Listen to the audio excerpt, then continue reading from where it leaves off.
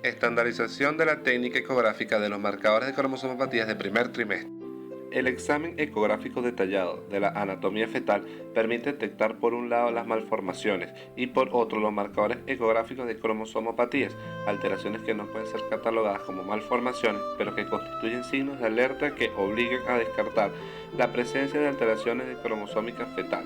En vista de la importancia de la técnica de estos marcadores, se decide realizar video instructivo para la estandarización y unificación de criterios según las diferentes escuelas internacionales para la búsqueda de estos marcadores de ecografías de cromosomopatías entre las 11 y 13 semanas más 6 días. La translucencia nucal es la apariencia ecográfica del acúmulo subcutáneo de líquido detrás del cuello fetal en el primer trimestre del embarazo. La incidencia de anomalías cromosómicas y de otro tipo está relacionada con el grosor más que con la apariencia de la translucencia nucal. La edad de gestación recomendable para la medida es entre las 11 y 13 más 6 semanas, con una longitud cráneo-rabadilla mínima de 45 milímetros y máxima de 84 milímetros. La translucencia nucal fetal puede medirse con éxito mediante ecografía transabdominal en alrededor de los 95% de los casos. En el resto es necesario recurrir a la ecografía transvaginal. Los resultados utilizando una u otra vía son similares. Únicamente la cabeza fetal y el tórax superior deben estar incluidos en la imagen para la medida. A la hora de magnificar la imagen antes o después de congelarla es importante reducir la ganancia. Esto evita error de colocar los calipers en el borde difuminado de la línea, lo que causaría una sublimitación de la medida. Debe obtenerse un corte medio sagital del feto y debe medirse con el feto en posición neutra y la imagen esté correctamente magnificada, evidenciando solamente tórax y cabeza fetal. Cuando el cuello fetal se encuentra en hiperextensión, la medida puede verse incrementada en 0.6 milímetros y cuando el cuello está flexionado, la medida puede disminuir en 0.4 milímetros. Debe prestarse especial atención a la hora de distinguir entre la piel fetal y el amnio, dado que en este momento de la gestación ambas estructuras aparecen como finas membranas. Debe medirse el máximo grosor de la translucencia nucal de borde interno a borde interno. En el video se evidencia la correcta medición de la translucencia nucal y recordamos que se debe registrar es la zona de mayor grosor de la misma. La Fetal Medicine Foundation recomienda 3 mediciones, de las cuales solamente vamos a registrar la mayor de ellas.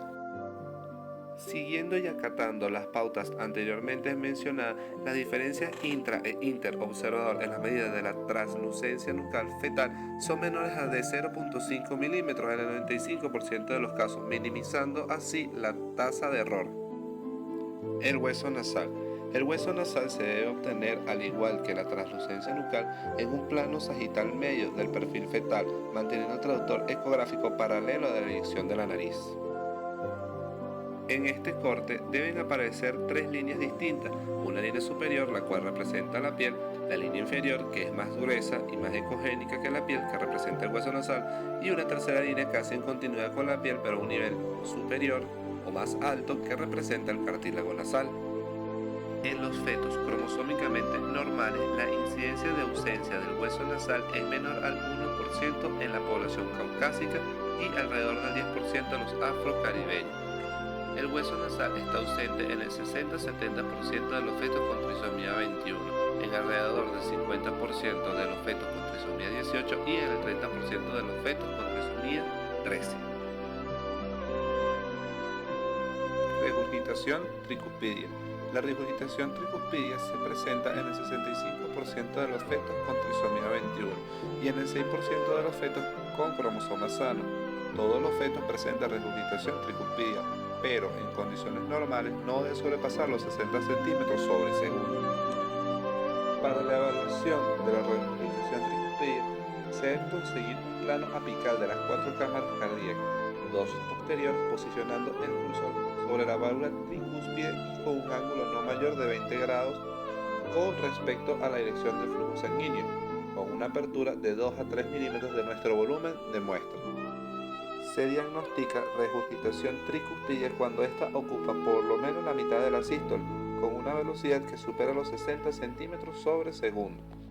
Observamos en el video la técnica correcta de registro de regurgitación tricúspide, donde el volumen de muestra se encuentra ubicado en la válvula tricúspide. Se obtiene el registro espectral normal donde se evidencia onda E, onda A y regurgitación menor de 60 centímetros sobre segundo.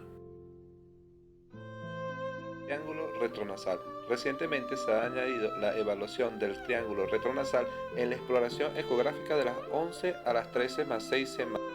Para su visualización se realiza un corte coronal de la cara fetal posterior a la nariz, donde se van a evidenciar 3 líneas ecogénicas que corresponden a 2 procesos frontales de la maxila y el paladar primario. Los fetos con paladar hendido presentan anormalidades en el triángulo retronasal a nivel de la línea media y pueden ser detectados a esta edad gestacional. Por último, vamos a presentar el ductus venoso de Arancio. El registro de la onda velocidad de flujo del ductus venoso puede obtenerse según 2 técnicas clásicamente descritas. Si el feto se encuentra situado con el dorso anterior o posterior, se utiliza la técnica sagital, donde el ductus venoso puede ser apreciado en toda su extensión partiendo del seno portal. Cuando el feto se encuentra con el dorso a la derecha o a la izquierda, se utiliza la técnica transversal, situando el volumen de la muestra en el borde del seno portal. Para obtener un buen registro del ductus venoso se debe tener un feto en reposo. Aumente la imagen suficiente para que involucre solamente el tórax y el abdomen del feto a la totalidad de la pantalla. Vista media sagital o transversa. Aplicar el Doppler color para demostrar vena umbilical y el ductus venoso. Muestra del Doppler pulsado pequeña de 0.5 a 1 milímetro para así evitar la contaminación de las venas adyacentes. Se ubica en la zona de alianza por encima del seno umbilical. El ángulo de disonación debe ser inferior a 30 grados. Filtro de baja frecuencia, 50-70 Hz, para permitir la visualización de toda la forma de la onda. Una velocidad alta de 2 a 3 centímetros sobre segundo, de modo que las formas de onda sean muy extendidas. El ductus venoso de Arancio se caracteriza por presentar siempre flujo anterógrado.